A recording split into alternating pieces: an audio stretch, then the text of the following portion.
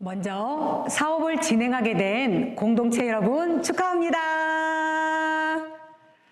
이 주민 모임이 더욱 재미있게 활동할 수 있도록 예산 사용에 대한 교육을 진행하게 된 장수 지역활력센터의 활력을 담당하고 있는 지원팀장 서윤경입니다. 반갑습니다.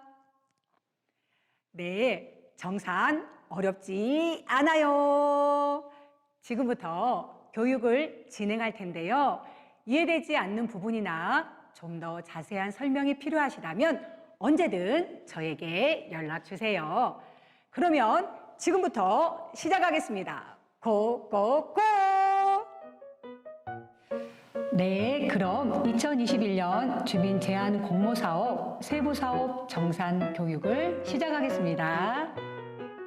오늘 교육의 순서는 제1장 집행기준, 제2장 집행원칙, 제3장 비목별 예산 편성 기준, 제4장 기타 준수 사항에 대해서 설명해 드리도록 하겠습니다. 제1장 집행기준에 대해서 설명해 드리도록 하겠습니다. 첫 번째, 보조사업 목적인 2021년 주민 제한 공모사업 이외의 용도로는 사용할 수 없습니다. 두 번째는 공동체 대표자 통장 및 직불카드는 신규로 발급하여 사용합니다. 세 번째는 보조금 신청액이 500만 원 이상 시에는 5%의 자부담이 발생하는데요. 보조금 공동체 신규 통장 외에 자부담 통장 및 직불카드는 별도로 사용해야 합니다. 제2장 집행원칙에 대해서 설명해 드리겠습니다. 1번 지원사업 관련 정보 공개 및 자료 활용인데요.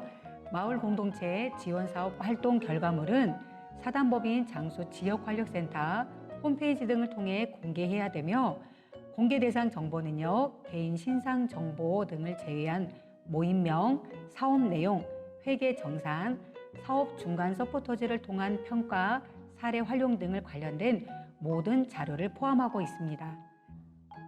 두 번째, 사업 비용 절감을 위한 노력이 필요한데요.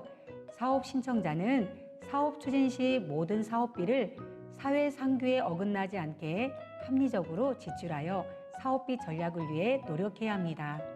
세 번째, 정산 반납입니다.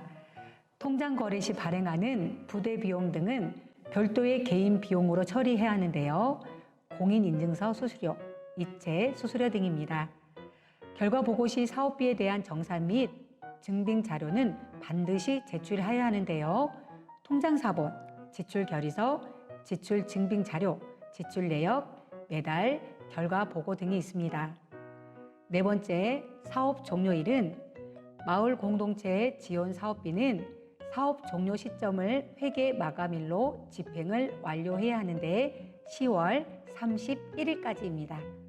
사업 종료일까지 진행하지 못한 공동체의 지원 사업의 집행 잔액, 예금 이자 등은 반드시 반납하여야 합니다.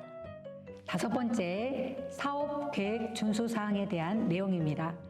예산 집행은 사업 선정 후 제출한 수정 제안서상의 사업비 집행 계획에 의하여 집행하여야 하며 사업 비목 및 일정을 준수하여야 합니다.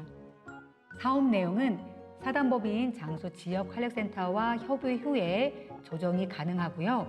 편성된 사업비의 비목은 원칙적으로 허용하지 않습니다. 여섯 번째, 보조금 사업비 통장 별도 개설해서 체크카드를 발급 사용해야 하는데요.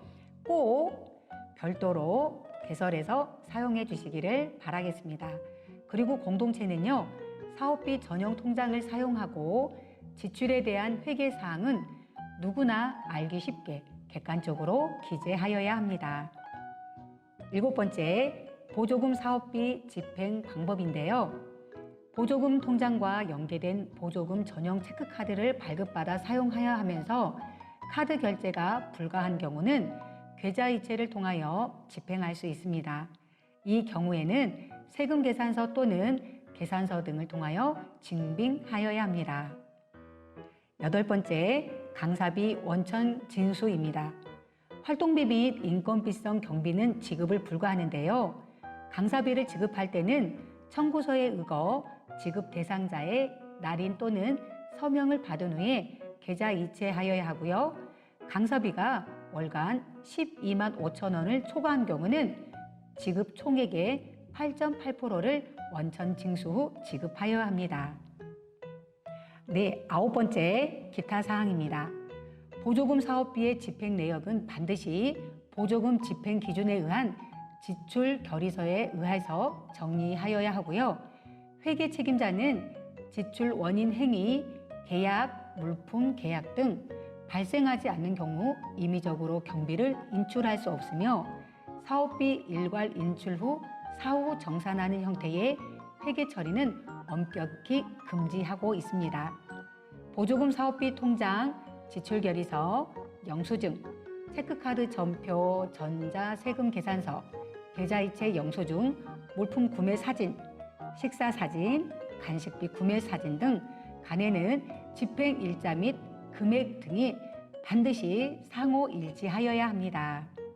마지막으로 10번째 기타 준수 사항입니다. 공동체 최종 정산 보고서를 별도 지정일까지 제출해야 하는데요. 다만 담당 사업부서는 투명한 사업비를 위해 매달 중간 보고서를 요청할 수 있으며 미제출 시에는 사업을 중단시킬 수 있습니다.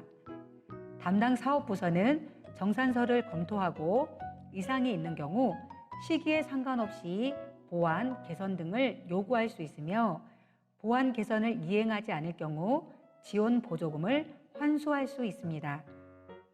공동체가 사업을 추진할 수 없는 경우에는 즉시 사단법인 장소 지역활력센터에 통보하여야 하며 잔여 사업비는 정산하여 반환하여야 합니다. 각 공동체들은 사단법인 장소 지역활력센터에서 지원하는 서포터즈의 모니터링 지원의 활동에 적극 협조하여야 합니다. 제3장 비목별 예산 편성 기준에 대해서 설명해 드리겠습니다. 첫 번째 강사비는 강사료 지급 기준에 따라 강사비를 제출하시면 됩니다. 두 번째 식비는 1인당 8,000원입니다. 세 번째 간식비는요, 1인당 3,000원이고요. 네 번째 재료비는 활동에 필요한 소모성 재료비로 사용할 수 있습니다. 다섯 번째 임차료는 장소 임차료, 장비, 대여 등이 있고요. 마지막으로 홍보비는 활동에 관한 홍보비로서 500만 원 이상 5%를 자부담으로만 사용할 수 있습니다. 그리고 소규모 선진지 견학이 있는데요.